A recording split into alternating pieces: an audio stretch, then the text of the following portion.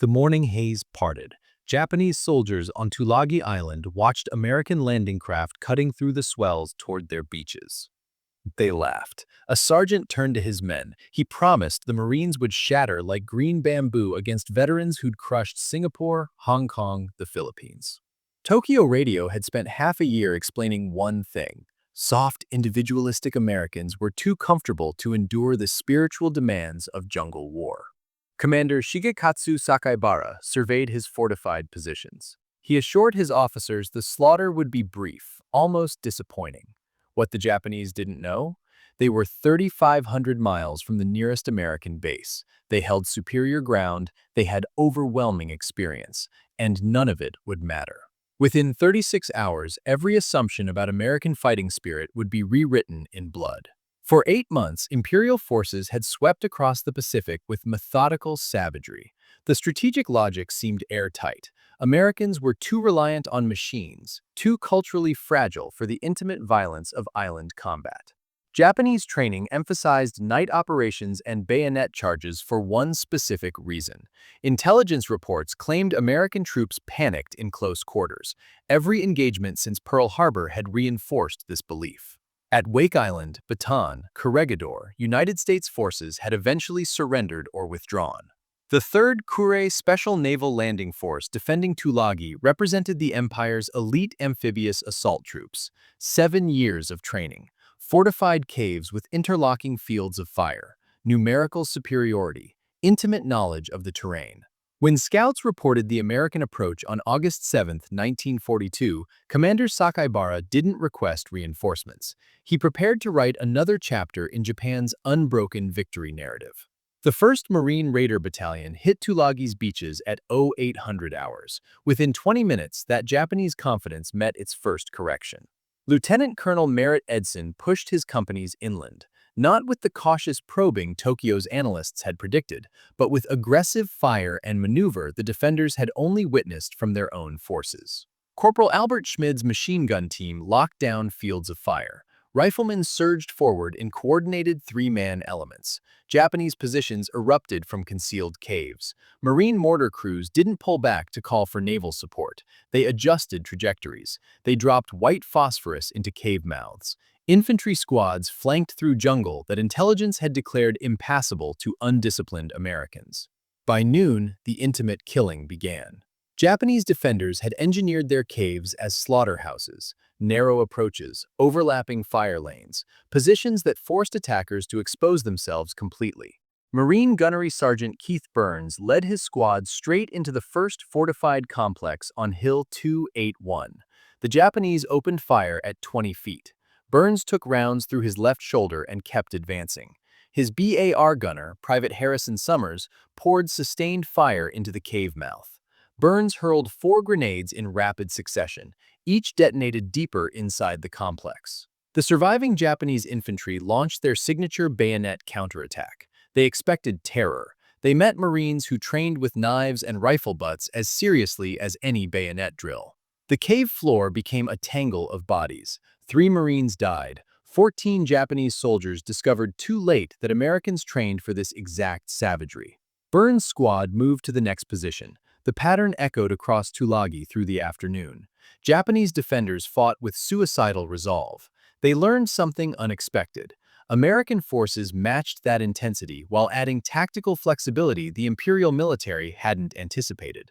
When 2nd Lieutenant Miller's platoon encountered a fortified ridge at 1430 hours, Japanese machine guns cut down his point squad in the first 30 seconds.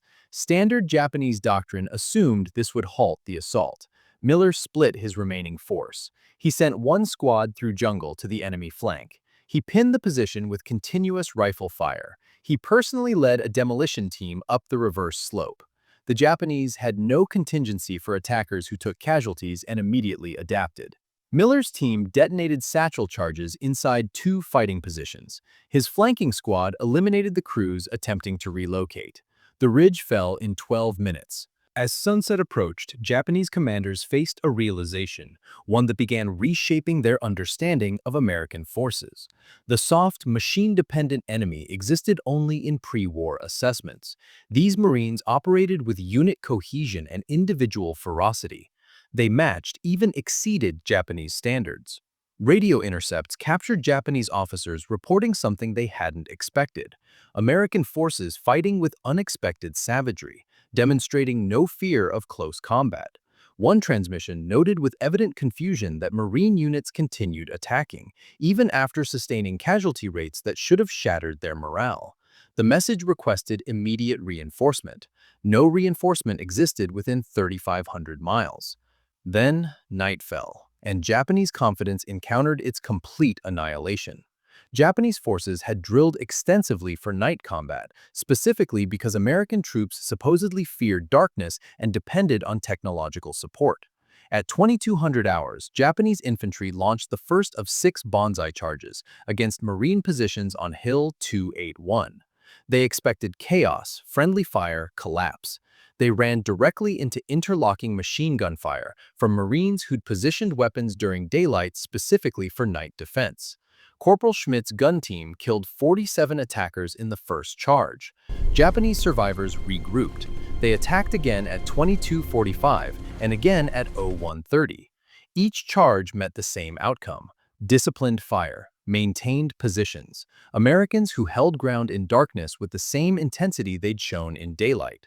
The Japanese attacked throughout the night. Their doctrine offered no framework for what they encountered. How could individualistic Americans maintain unit cohesion without officers visible to enforce discipline? How could undisciplined troops hold firing positions while enemies closed to grenade range? Each failed charge deepened the psychological damage.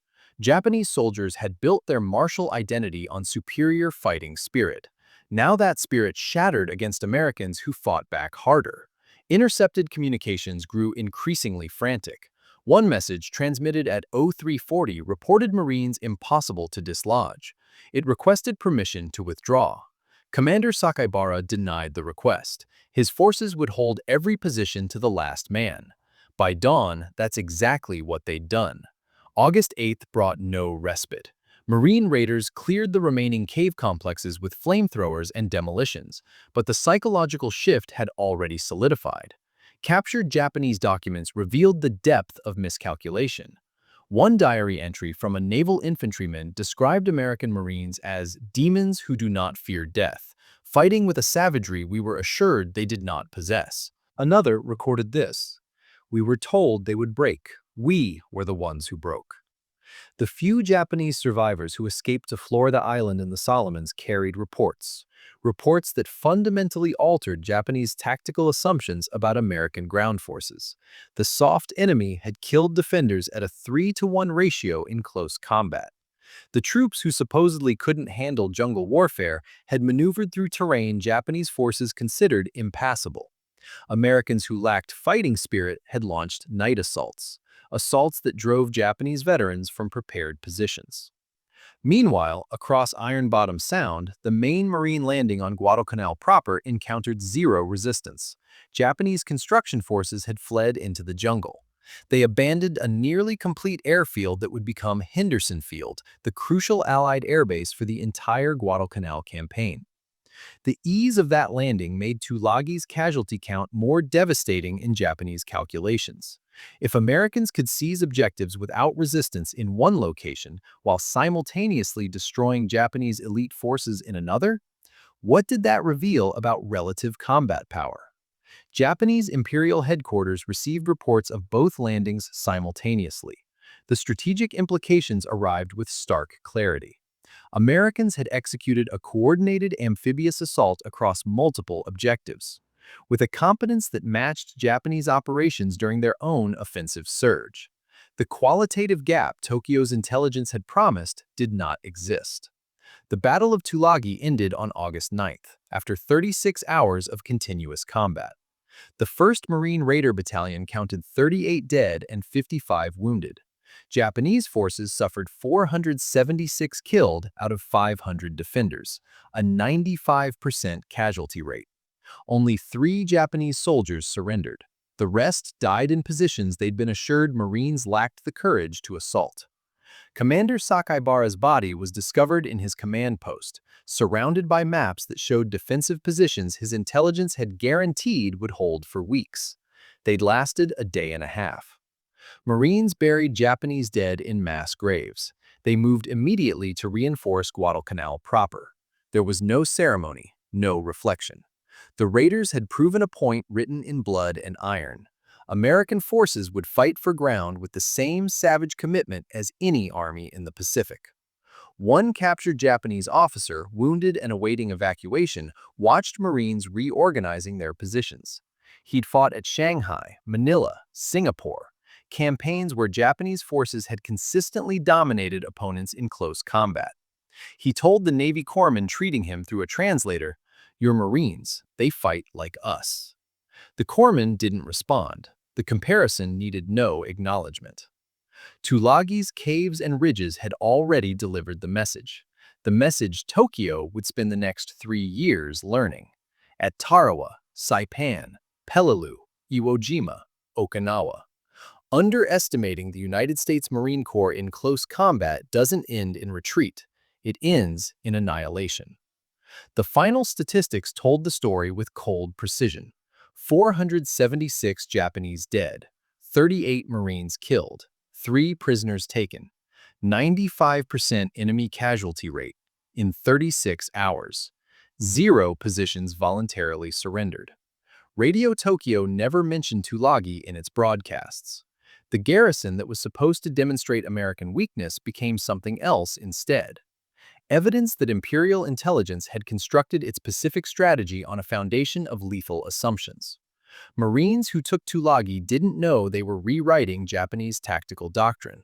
They were just doing the job. But those 36 hours changed how Tokyo assessed American ground forces for the rest of the war.